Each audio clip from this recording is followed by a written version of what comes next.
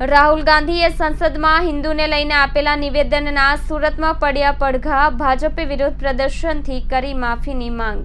રાહુલ ગાંધીએ સંસદમાં હિન્દુઓને લઈ આપેલા નિવેદનના દેશભરમાં પડઘા પડ્યા છે, ત્યારે કોંગ્રેસના વિરોધ પક્ષના નેતાના નિવેદનને વખોડી કાઢતા સુરત ભાજપના નેતા અને કાર્યકરો કોંગ્રેસના કાર્યાલય સામે વિરોધ પ્રદર્શન કર્યું હતું। રામધૂન બોલાવી હતી। આ તબક્કે કોઈ અનિષ્ટીય બનાવ ન બને તે માટે પોલીસ દ્વારા ચુસ્ત બંદોબસ્ત ગોઠવી દેવામાં આવ્યો હતો। ચોક બજાર વિસ્તારમાં આવેલા કોંગ્રેસ કાર્યાલય પાસે વિરોધ પ્રદર્શન કરવામાં આવ્યું હતું।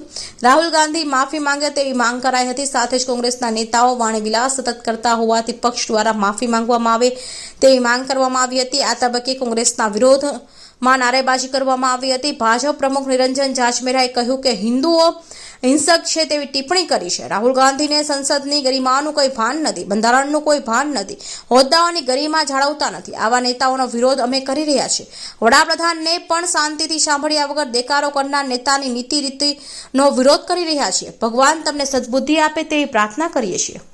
ગઈકાલે લોકસભામાં મહામહિમ રાષ્ટ્રપતિના અભિભાષણ પર ધન્યવાદ પ્રસ્તાવને ઉપલક્ષમાં જુદી જુદી બધી જ પાર્ટીઓના નેતાઓને બોલવાનો લોકસભા સ્પીકરે મોકો આપેલો। એમાં જ લોકસભામાં પ્રતિપક્ષના નેતા રાહુલ ગાંધીને પણ મોકો મળેલો। એમાં એણે કાલે કોંગ્રેસના વિપક્ષના નેતા રાહુલ ગાંધીએ હિન્દુ ધર્મ માટે અહિંસક શબ્દ વાપરીને હિન્દુ ધર્મ સનાતન ધર્મનો ખૂબ અપમાન કરેલો છે।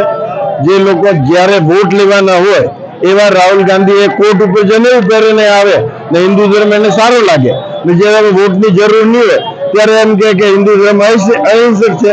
એવું કોઈ દિવસ થતો નથી। હિન્દુ ધર્મ ઉપર કેટલાય અત્યાચાર થયા પણ કોઈ દિવસ અત્યાચારનો ભલે વિરોધ કરે પણ હિન્દુ કોઈ દિવસ અહિંસક હોઈ નહીં શકે। આ જે ઇતિહાસ હજારો વર્ષનો ઇતિહાસ ગવાય છે।